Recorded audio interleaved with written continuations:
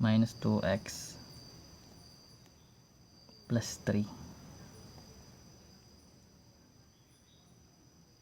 equal 0 to, no? I think.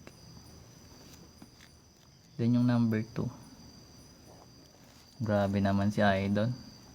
S squared plus 4s minus 21. Okay ba to, Idol?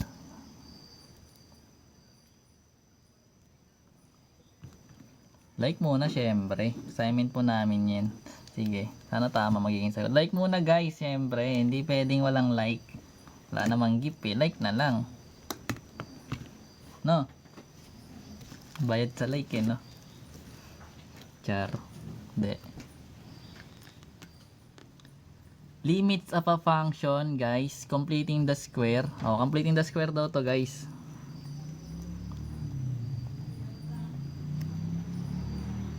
So, tama yung given.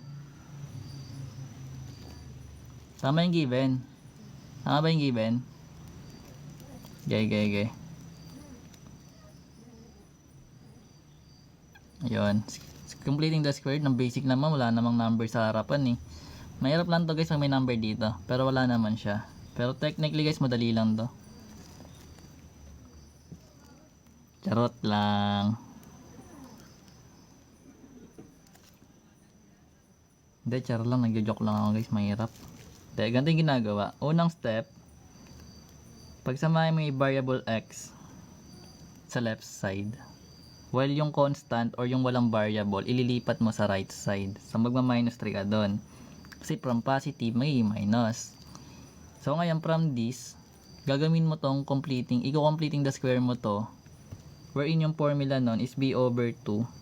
Then, magkakaroon ka ng squared equals blank. Which means, etong x squared minus 2x, mag-add ka dyan ng space, then equals sa negative 3, then mag-add ka rin ng space. Kung ano yung nilagay mo dito, dito yung manggagaling dito sa taas. Same siya dito. O ngayon, ano ba yung letter B natin dito sa form na to? So basically, guys, yung magiging B natin, that is negative 2. Kasama lagi yung katabing sign or yung operation ng B. O ito, di ba, B is negative 2. That's correct. Basta naintindihan natin yung A, B, and C dyan dapat. Then, eto, guys, yung negative 2, sa B mo ilalagay. Then, i-divide mo by 2. Anong ilalagay mo dito sa parenthesis? Sagot. Mali.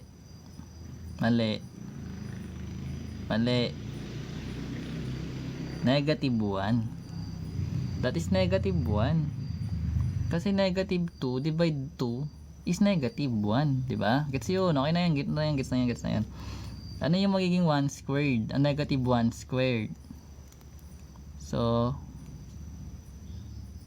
oh yes, magiging 1. Kasi, yung negative times negative is positive. At least naintindihan natin yan, no? Okay tayo na basta naintindihan. Okay lang mamali. Basta naintindihan. Yan naman yung focus natin eh. Maintindihan yung yung process. Then, ayun na. Meron tayong x squared minus 2x plus 1 dito. Then, basically, madali na lang tayo factor. Like, kung ano yung nakalagay dito, yun magiging partner ng variable x mo dito. Kasi siya yung ginamit na variable. So, meron tayong variable x. Then, kung ano yung nakalagay dito, that is negative 1. Then, lagay mo as negative 1. Then, square mo siya.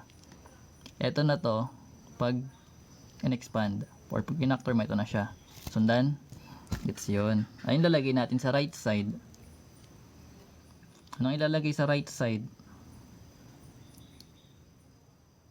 Imaginary. Anong ilalagay? Negative 2, that's correct. So, magiging negative 2. So, diba, papasok ito sa imaginary, guys. Kasi pag nag-square root ka dyan both side, magkakaroon ang I that is equals to square root of negative 1. Kung sa complex na kayo nito, guys. Guys, alam nyo na to? Kasi bawal sa loob ng square root may negative. Uy, nag-gets nyo to? Hindi. Ayun, gets yan. So, ngayon, pag in-square mo to both side, magkakaroon ka ng x minus 1 dito equals, eto guys, dahil nag-extracting the square root ka, magkakaroon ka ng plus minus dyan na kapag nag-extracting the square root, May plus minus lagi dyan. So, wherein, yung negative square root of 2i natin, may ganito na lang. Kasi yung eto guys, pwede mo to i-rewrite as square root of negative 1 times square root of 2. Wherein sabi nga natin etong 1 or negative 1 is magiging I. So pag tinimes mo siya dito, pares lang siya neto ha. Pwede mo to ilagay na I dito sa unahan, pares lang yan. Or nasa likod. Naintindihan? Naintindihan?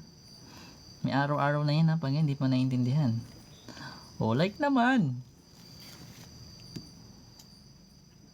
No real ako kasi imaginary nga eh.